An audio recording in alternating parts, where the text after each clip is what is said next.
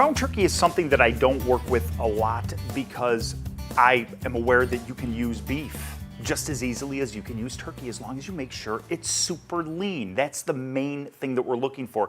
The reason a lot of folks have switched over to chicken sausage and turkey burgers and things like that is we're looking always for leaner cuts of protein, constantly trying to remove saturated fat, add in good fat, and a great way to do that is turkey.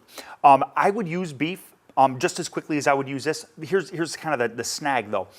Super lean ground beef can actually be more expensive than super lean ground turkey. Turkey's very lean to begin with, so it's not easy to, or excuse me, it's not hard to buy 97% lean, 95, 97% lean turkey in your grocery store. Finding that level of lean beef in the grocery store for a reasonable price can be considerably more expensive. So in this case, actually the turkey is a less expensive option for us.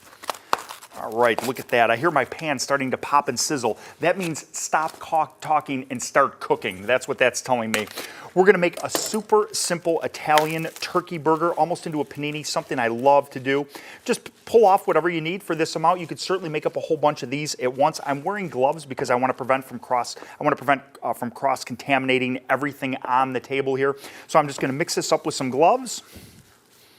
I'm going to serve it on a panini round, a whole grain panini round. We could certainly throw this right in the panini grill too, just to spice it up a little bit. If you have it out on the counter, which usually I do, it's sitting right over here. It's my best friend in the whole world, but I put it away for today. We're going to cook this right in a pan instead. Making a very basic burger. If you're wondering what the rest of the ingredients are on the table, fear not, we're getting there quickly. We're going to cook a couple things at once here. All right, so we've got our burger. You know, before I put this in, I'm going to pause for a moment. I'm going to lose the one glove. I'm going to spray the pan down a little bit. Turkey, because it is so lean, it likes to stick, even in a non-stick pan. So I'm going to do this just so we have some movement so it doesn't stick to the pan. As we cook that off, I'm going to prep the rest of my ingredients to get it together. We're going to saute some onions. We're going to add some sun-dried tomatoes and a little bit of escarole. We're going to cook that all together. Instead of traditional lettuce and tomato for our burger, we're going to really spice it up with some traditional Italian favorites. I just have to cook this off for about 5 minutes. There is no medium rare turkey burgers. Sorry. For you folks out there that like your hamburgers, medium or medium rare, can't happen with the turkey burger. 165 at a minimum is what we're looking for with turkey burgers. With all poultry, 165. Even when I'm cooking off a turkey breast and then storing it, or chicken breast and storing it, I always go all the way to 165 with that. That's a food safe temperature for poultry products. Not so much with pork or anything else. I added some onions in. I'm going to caramelize those off right in the same pan that I've got my burger sitting in.